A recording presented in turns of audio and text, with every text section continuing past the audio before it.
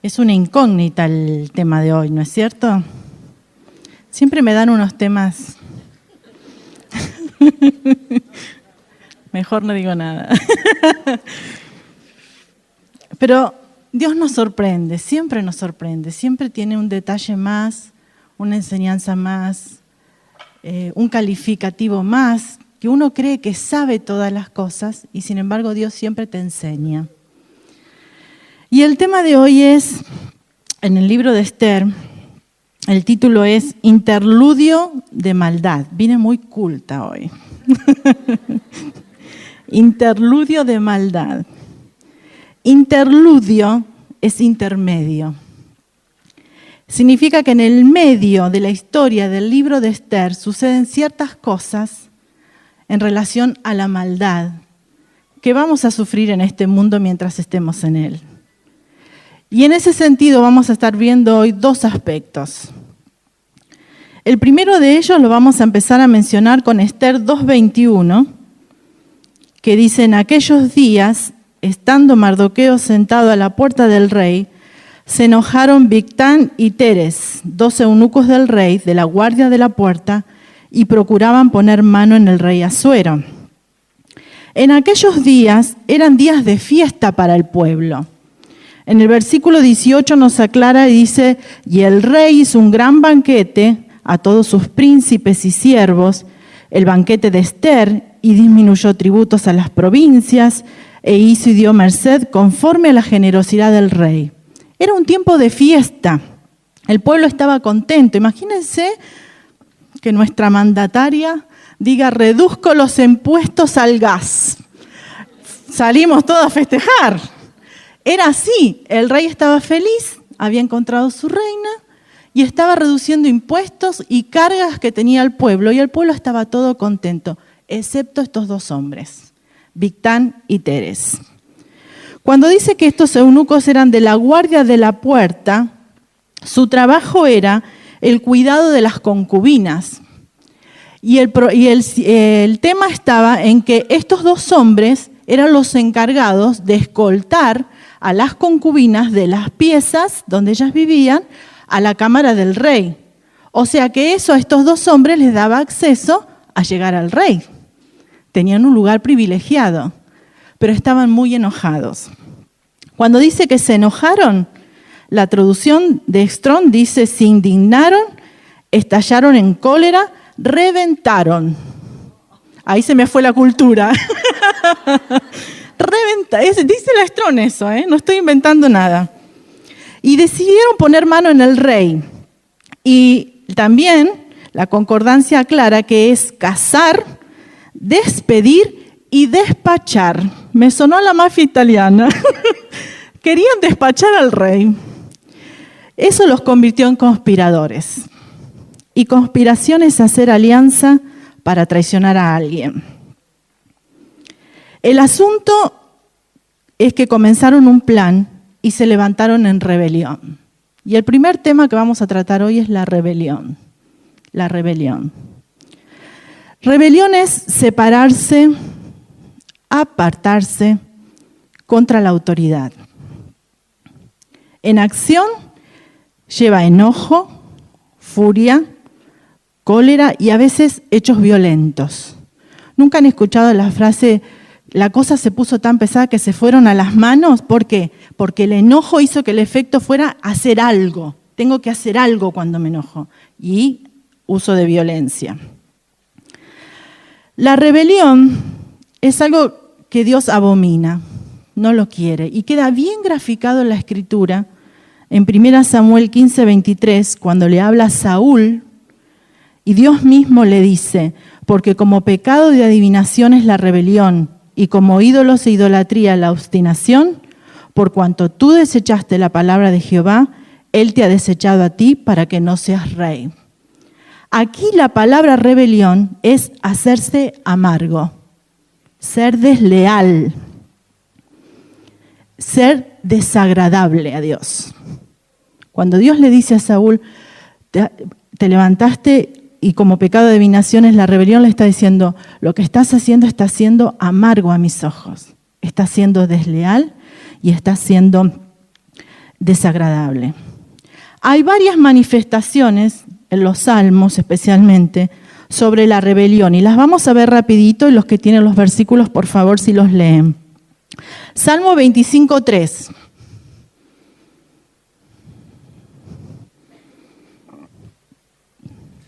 Ciertamente ninguno de cuantos esperan en ti será confundido. Serán avergonzados los que se rebelan sin causa. Y ahí esta rebelión es una rebelión encubierta. No es abierta. No estoy diciendo que estoy enojada, pero estoy enojada. Dice, es de aquellas personas que no se quejan abiertamente porque no están contentos con la situación. No les gusta lo que está pasando, pero no se quejan abiertamente. En la mayoría de las veces, cuando dice sin causa aquí en el versículo, es porque la razón por la cual están enojados no es una razón lógica o una razón verdadera, es un gusto personal. Estoy enojada porque las cosas no están pasando como yo quiero que pasen. Y hay rebeldía. ¿Qué dice Salmo 106, 13 al 15?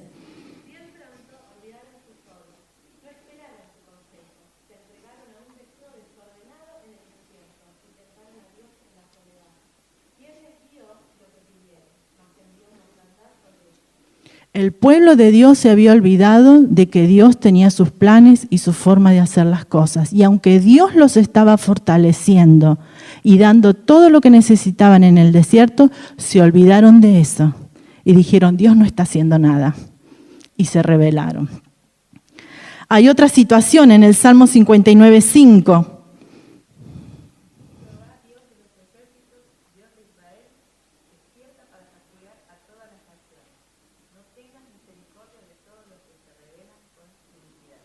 Y aquí rebelarse con iniquidad es ser injusto, malvado y vanidoso.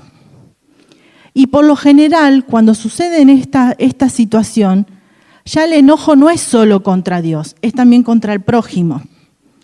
¿Qué dice el Salmo 101:5?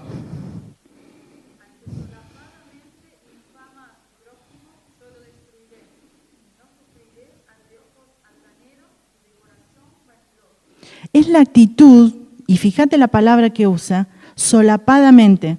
¿Sabes qué? Te voy a contar algo, pero no se lo digas a nadie.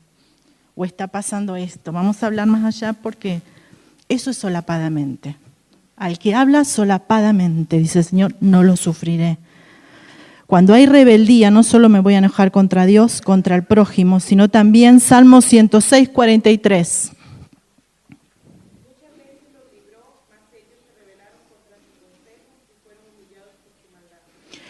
Ahí rebelarse contra su consejo es rebelarse contra los planes de Dios, rebelarse contra lo que Dios quería para ellos. Y hay una frase que me conmovió. Dice que rebelarse en este sentido es salirse del acuerdo que habían hecho con Dios. Habían prometido seguir a Dios, habían prometido temer a Dios y se salieron de ese acuerdo por decisión propia, por el enojo que había en sus corazones, sin recapacitar en que lo que estaba pasando Dios lo estaba permitiendo. Oseas 7:13.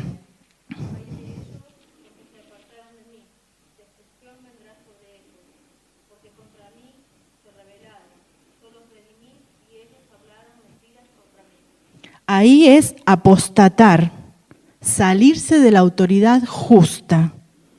¿Sabes? El pueblo estaba diciendo que Dios no estaba haciendo nada. ¿Qué dice Oseas 7:15?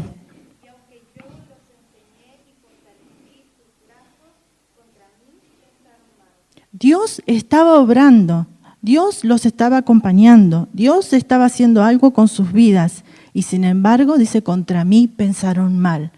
¿Qué es el mal pensar contra Dios? Dios no está haciendo nada. Y se pone impaciente. Y eso es estar en contra de los tiempos de Dios. No solo en contra de Dios, en contra del prójimo, en contra de los planes de Dios, sino en contra de los tiempos de Dios. Ahora, estas son obras de la carne y no hay ninguna virtud aquí. Cuando permito estas cosas que gobiernen mi mente, voy a llegar a hacer cosas impensadas. En el caso de los eunucos, Mardoqueo estaba cerca viendo este proceso del enojo, de los planes, de la conspiración.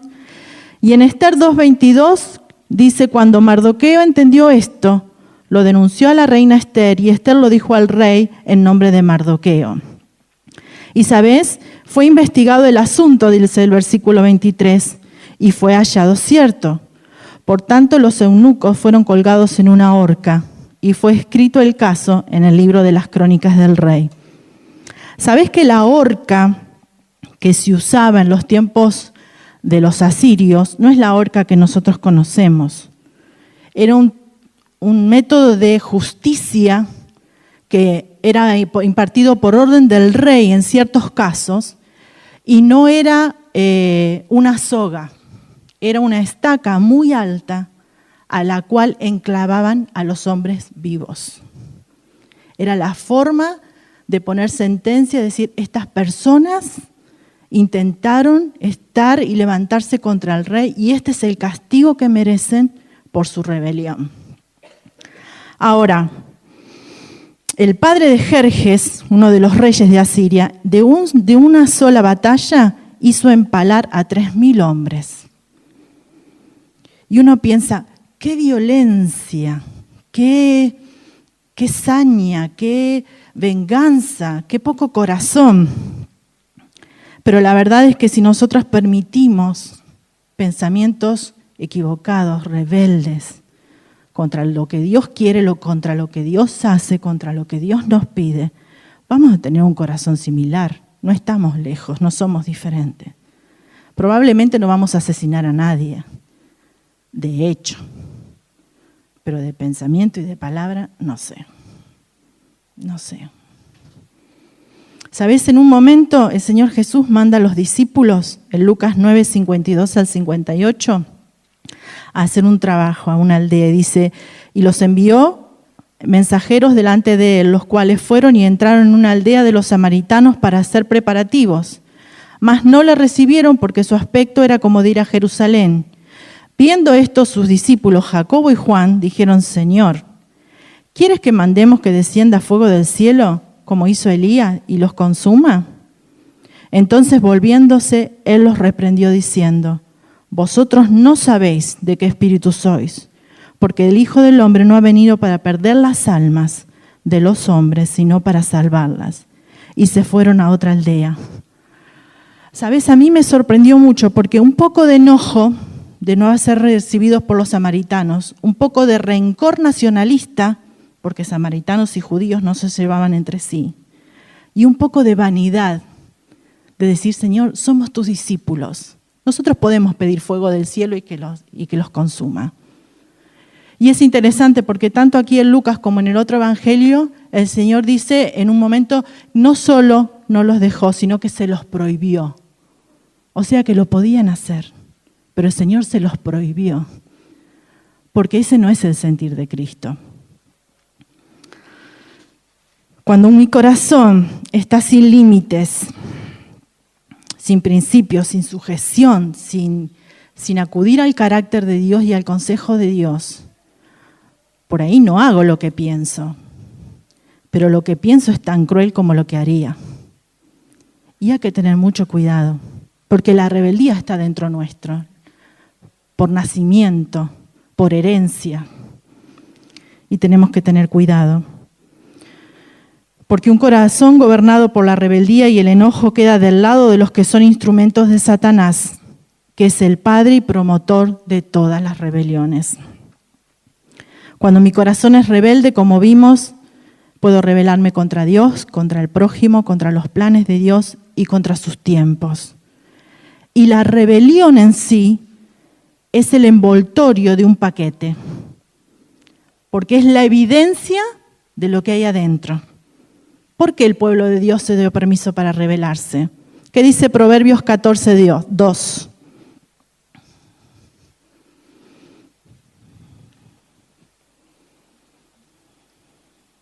El que camina en su rectitud teme a Jehová, mas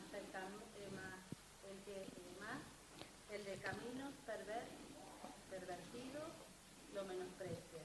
El que camina en rectitud teme a Jehová, mas el de caminos pervertidos lo menosprecia. ¿Sabés por qué el pueblo de Israel se dio permiso para quejarse contra Dios y estar en contra de Él? Porque sus caminos no eran rectos. Si hubieran tenido temor, no llegaban a esa situación, pero no lo tuvieron. Romanos 12:16.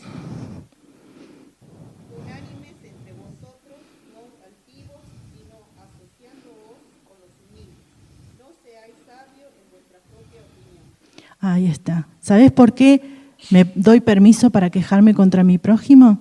Porque creo que mis opiniones son las mejores. Y donde hay humildad, no hay discordia. Necesitamos la humildad. Deuteronomio 5:29. ¿Quién diera que tuviesen tal corazón, que me temiesen y guardasen todos los días todos mis mandamientos, para que a ellos y a sus hijos les fuese bien para siempre? ¿Sabes? Yo me puedo rebelar contra los planes de Dios porque es mucho más fácil desobedecer que todos los días arrodillarme y decirle al Señor, hoy voy a hacer lo que vos querés. Es mucho más fácil. Sus planes me van a molestar cuando yo no tenga la actitud de decir, Señor, hoy es un día más que quiero hacer tus planes, no los míos. Y humillarte y entregarle a Dios lo que sea, pero que Él mande. Y también se rebelaron contra los tiempos de Dios. Salmo 147, 10 y 11.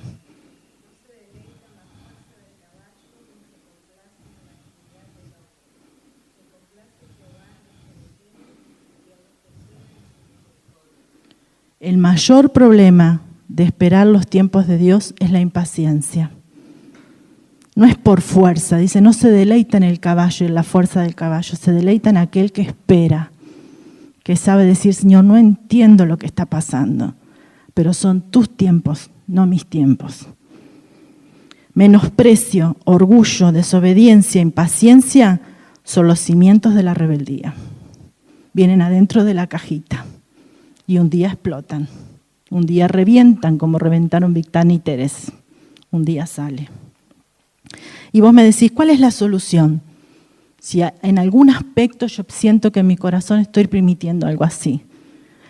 La solución es Job 34:32.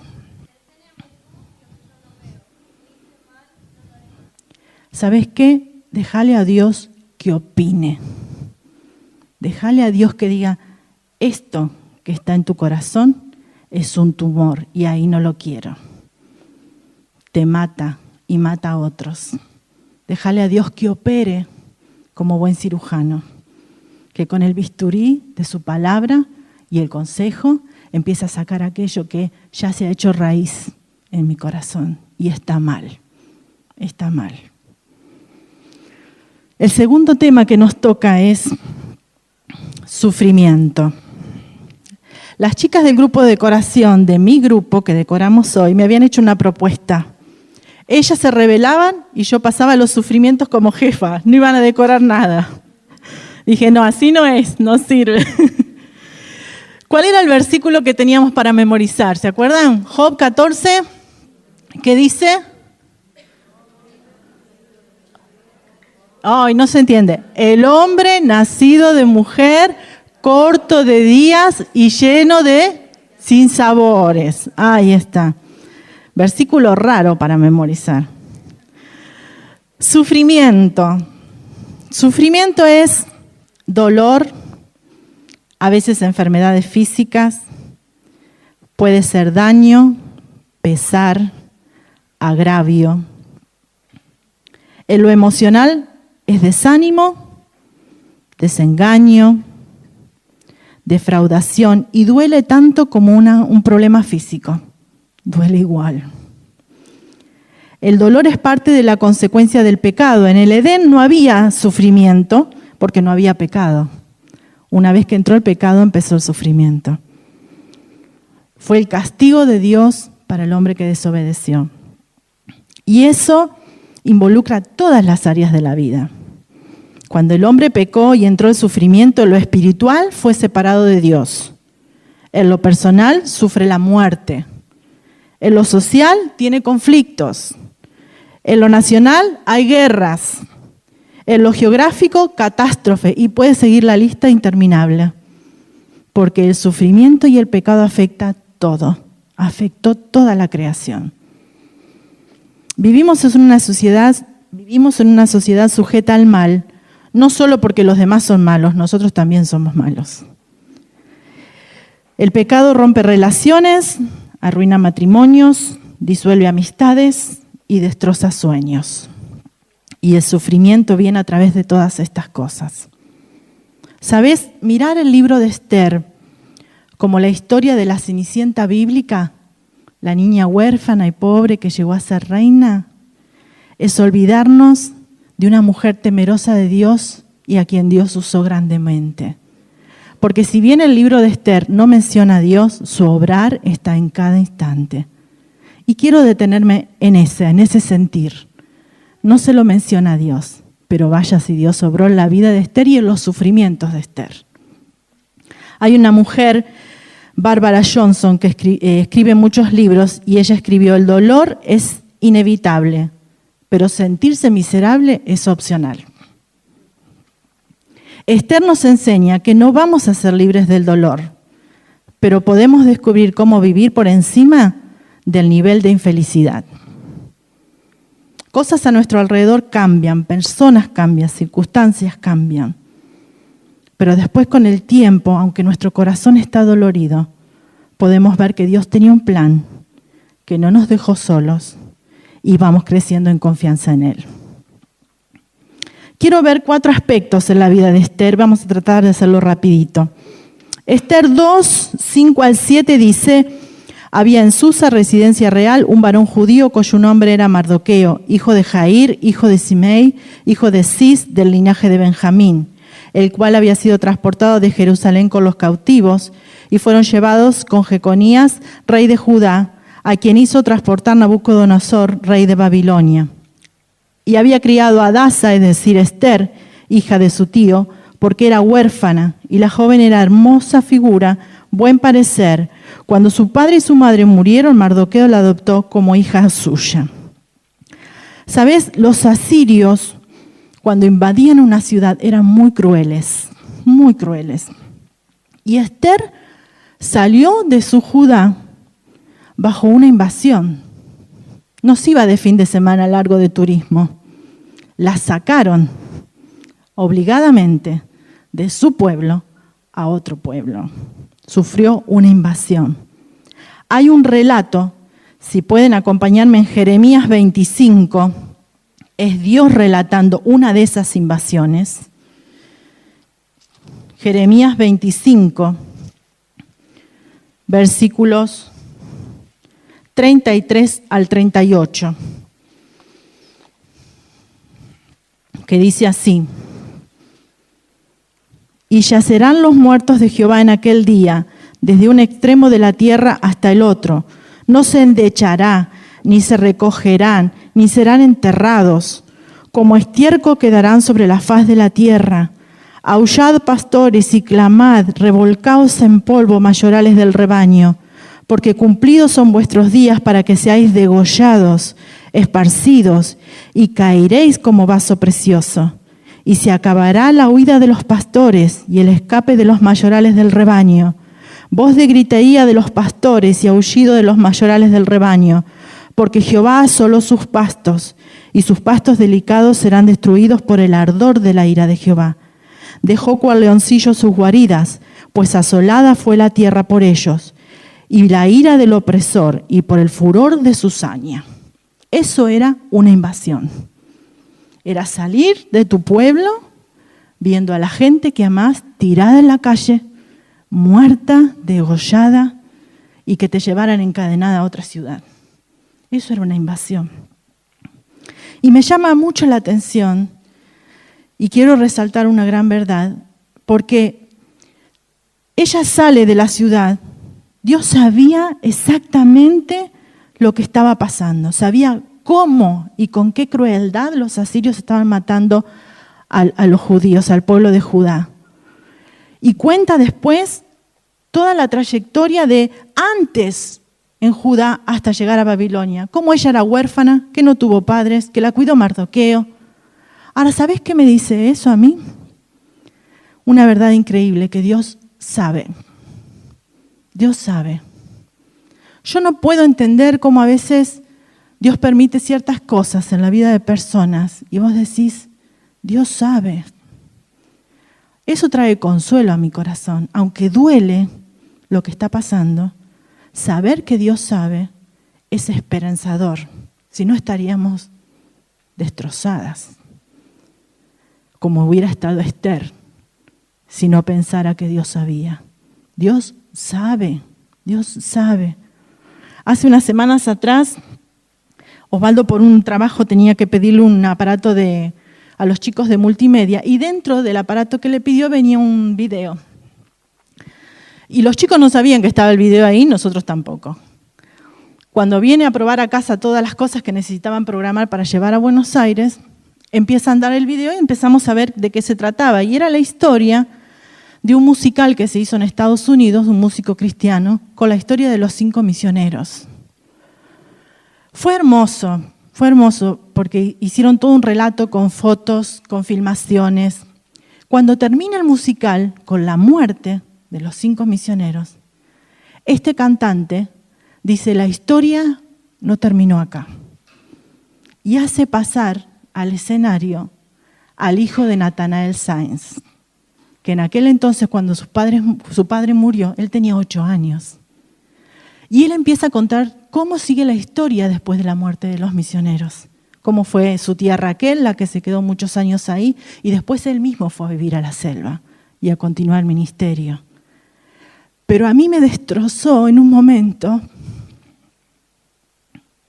Él dijo, yo tenía 8 años cuando mi papá murió. Y mi mamá me llamó aparte y se sentó conmigo y me dijo, esta tragedia estaba en los planes de Dios. Y hay que tener convicción para hablar de tragedia y plan de Dios como sinónimos.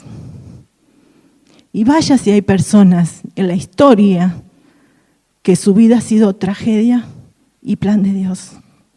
Pero Dios sabía y Dios sabe. No ha cambiado. Y esa es la primera lección. La segunda lección, Esther 2:8. Sucedió que cuando se divulgó el mandamiento, el decreto del rey, había reunido a muchas doncellas en Susa, residencia real, a cargo de Hegai. Esther también fue llevada a casa del rey, al cuidado de Hegai, guardia de las mujeres. ¿Sabes? Esther no solo sufrió una invasión, sino que sufrió la separación de su único familiar íntimo que tenía. No solo había sido sacada de su país de una manera aterradora, sino que la única persona que la cuidaba, la protegía y estaba a cargo de ella, fue separada de ella y ella fue llevada a otro lado. Y ahí empieza a intervenir este eunuco, Hegai. Y es interesante porque Esther, en un momento, termina haciendo con Hegai como hacía con Mardoqueo. Si leemos 2:15 de Esther, dice, cuando le llegó a Esther, hija de Abihail, tía de Mardoqueo, quien la había tomado por hija el tiempo de venir al rey, ninguna cosa procuró, sino lo que dijo Hegai, eunuco del rey, guarda de las mujeres. Y ganaba Esther el favor de todos los que la veían. ¿Sabés qué me dice esto a mí? ¿Qué me enseña esta lección a mí? Que Dios suple. No solo sabe, Dios suple. Esther necesitaba a alguien que cumpliera esa función que tenía en Mardoqueo. Necesitaba a alguien que fuera cariñoso con ella, que la acompañara, que le enseñara. Era otro país, otra lengua, otras costumbres. El eunuco no tenía el deber de hacerlo así. Sin embargo, por la gracia de Dios, Dios que sabía lo que Esther necesitaba, puso a Hegai. Y Hegai la acompañó y cubrió esa necesidad. Porque Dios suple. Muchos de ustedes no saben mi testimonio. Yo me crié en un hogar donde reinaba el pecado, el alcoholismo. Mi papá nunca me quiso y se encargó muy bien de decírmelo. Y vez tras vez, cuando él me agredía y aún de muy chica, me hacía ver que él no quería que yo ni siquiera hubiera nacido, Dios suplió unos abuelos amorosos. Dios suplió. Fueron el equilibrio en ese tiempo, donde el dolor era fuerte, pero Dios había puesto a personas que estaban al lado mío, equilibrando, aún sin yo tener a Cristo. Dios suplió. ¿Sabes? Yo no sé lo que podés estar pasando o lo que podés haber pasado en tu vida, pero Dios siempre suple. Si haces memoria, siempre va a haber alguien al lado tuyo. Y si no es una persona que la puedas ver con tus ojos, Cristo es nuestro pariente cercano. Y Él suple. Afecto, cariño, protección, provisión, Él suple. No importa la situación que me encuentro. Una lección más en la vida de Esther. Esther 4, del 1 al 4. ¿Alguien lo puede leer?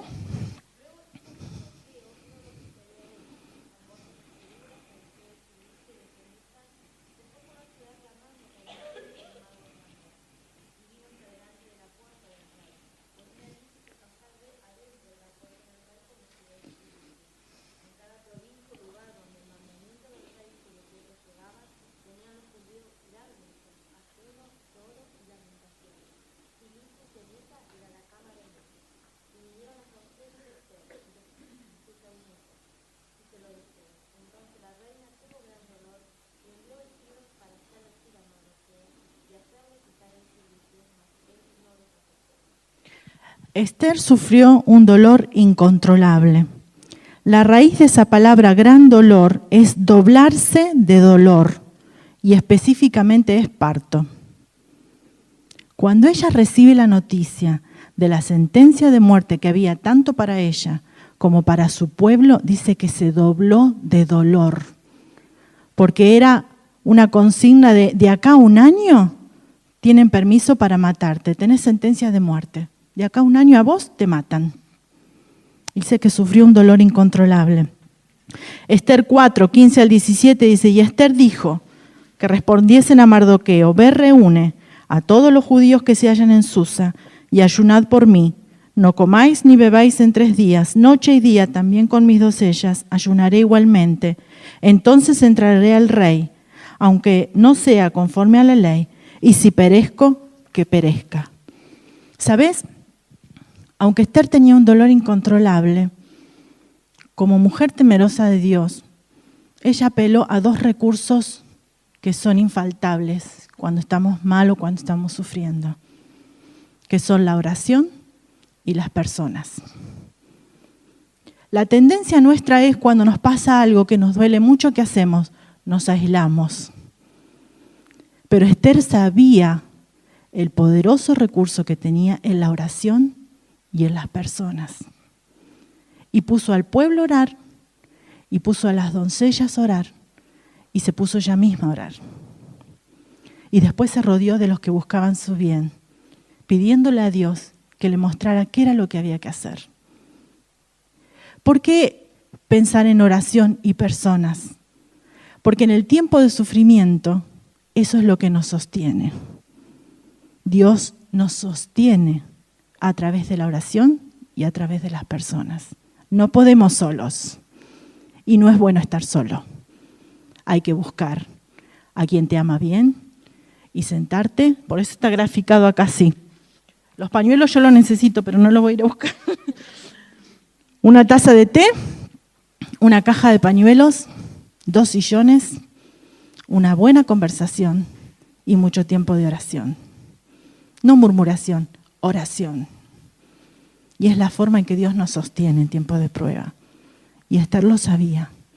Y vaya si lo hizo. Dios nos sostiene. Pero la última verdad en cuanto a Esther, no quiero dejar de recordarlo, aunque voy a necesitar un pañuelo. Perdón, pero lo siento. No puedo, sería injusto delante de Dios no mencionarlo. Si hay una persona de la cual aprendí, porque la vi, a sostenerse de la mano de Dios, fue a Teresa. Y vaya si Teresa vivía orando. Y vaya si Teresa tenía sufrimiento alrededor. Vez tras vez, con su familia, con su propio físico, ella pasaba continuamente con dolor en su corazón, por sus familiares, por su salud, por sus hijos, por la situación de viudez. Pero ella sabía sostenerse de la mano de Dios con oración. Y vaya que cuando otros la necesitaban, ella sabía sostenerles. Y tenemos que dar gracias a Dios por ese testimonio que tuvimos tan cerca, porque es gracia de Dios cuando nos ayuda a través de personas. Y el último punto es, Esther tuvo un deber impostergable. Esther 5:4 dice, y Esther dijo, si place al rey, venga hoy conmigo el rey y Amán al banquete que he preparado para el rey. 5:8, si ha hallado gracia ante los ojos del rey, y si place al rey otorgar mi petición y conceder mi demanda, venga el rey con Amán a otro banquete que les prepararé mañana y haré conforme a lo que el rey ha mandado. Y Esther 7, del 1 al 3. Entonces la reina Esther respondió y dijo, oh rey, si he hallado gracia a tus ojos y si al rey place, séame dada mi vida por mi petición y mi pueblo por mi demanda. ¿Sabes? Ella estuvo con las doncellas 3 días orando. Y yo pensaba en un momento, ¿cuál habrá sido su oración? Y me parece que la más lógica, y en mi caso hubiera sido, Señor, ¿cómo hago para decirle al rey lo que está pasando? Porque podían pasar 2 cosas. El rey la escuchaba y accedía a su petición, o el rey se ofendía porque ella no le había dicho que era judía. Si se ofendió con Vasti, ¿por qué no se iba a ofender con Esther? Entonces, en el primer banquete, Esther se ve que no encontró la oportunidad de decirle al rey. No se deben haber dado las conversaciones o los temas. O el rey en un momento le pregunta, ¿cuál es tu petición? Pero se ve que ella no sintió que era el momento de decírselo y hace el segundo banquete. En el proceso en que ella hace el segundo banquete, ¿qué sucede? El rey se desvela, lee las crónicas, es honrado Mardoqueo, y van al segundo banquete. ¿Sabes qué me dice eso a mí? Que Dios siempre te va a dar la salida. Ni loca se me hubiera ocurrido hacer un banquete. Porque cuando estás con el corazón que se te parte de dolor por una situación personal, vos no estás con cara de jolgorio, feliz y en cumpleaños cantando contenta. Te cuesta. Yo me acuerdo hace años, Mirta, y no te lo dije, te lo voy a decir. A mí me impactó mucho una vez que saliendo del ministerio, acompañando a Andrés para promocionar este ministerio, para levantar sustento, sufriste y lloraste porque estabas allá, acompañándolo a Andrés, haciendo cosas que no querías hacer, cuando Silvia estaba acá muy enferma y vos querías estar acá, no allá. Pero era tu deber impostergable. Era lo que Dios te estaba pidiendo a vos. Y cómo duele cuando uno está en una situación, dice, Señor, yo no entiendo por qué me tenés acá.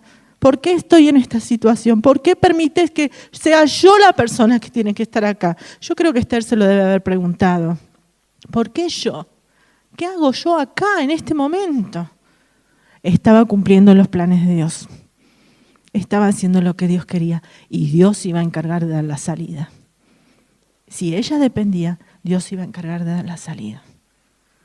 Son lecciones tremendas. A mí me impactó el Señor porque la verdad es que el Dios de Esther es mi Dios. Y Él no cambia y en Él no hay sombra de variación. Entonces yo puedo confiar en las mismas cosas. Puedo confiar en que sabe, puedo confiar en que suple, puedo confiar en que sostiene y puedo confiar en que va a dar la salida. Y realmente ruego a Dios por su gracia que nos bendiga y nos haga ser de las personas no que conspiran, de las personas que se comprometen, que están ahí diciendo, Señor, aquí estoy. ¿Tú quieres esto para mí? Aquí estoy. Y que sea así con nosotras. Ahora hay una canción especial